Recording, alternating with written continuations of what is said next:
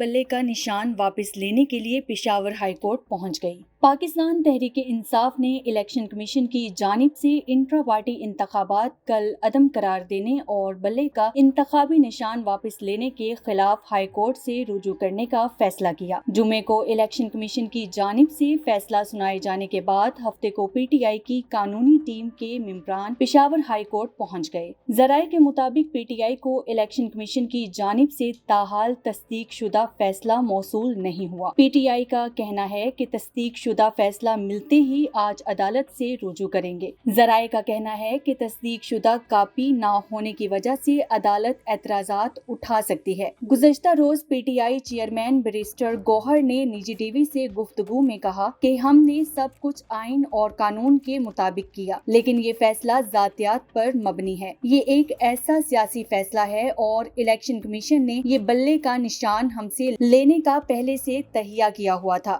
یہ ایک سازش ہے۔ انہوں نے کہا کہ ہم اس کیس کو ہائی کورٹ میں چیلنج کریں گے اور ہمارے پاس پلان بی بھی موجود ہے۔ ہم انتخابات کا بائیکاٹ نہیں کریں گے۔ واضح رہے کہ جمعے کو الیکشن کمیشن نے پی ٹی آئی کے انٹرا پارٹی انتخابات کیس کا فیصلہ جاری کرتے ہوئے انتخابات کو کل عدم قرار دیا تھا اور پی ٹی آئی سے بلے کا انتخابی نشان واپس لے لیا۔ پی ٹی آئی کے بانی رہنما اکبر ایس بابر کا اس حوالے سے کہنا تھا کہ انٹرا پارٹی انتخابات پر الیکشن کمیشن کے فیصلے سے پی ٹی آئی کے تمام عہدے بھی کل عدم ہو گئے، یعنی فیصلے کے نتیجے میں بیرسٹر گوہر خان بھی پارٹی کے چیئرمین نہیں رہے۔ تاہم بین الاقوامی ماہرین کا کہنا ہے الیکشن کمیشن کے اس فیصلے سے پی ٹی آئی کو کوئی فرق نہیں پڑے گا۔ جمعرات کو پشاور ہائی کورٹ نے الیکشن کمیشن آف پاکستان کو 22 دسمبر تک پی ٹی آئی انٹرا پارٹی انتخابات کے حوالے سے دائر درخواستوں پر فیصلہ سنانے کی ہدایت کی۔ اس فیصلے کے بعد جو سوال سب سے زیادہ پوچھا جا رہا ہے وہ یہی ہے کہ اب پاکستان تحریک انصاف کا مستقبل کیا ہوگا اور 8 فروری 2024 کو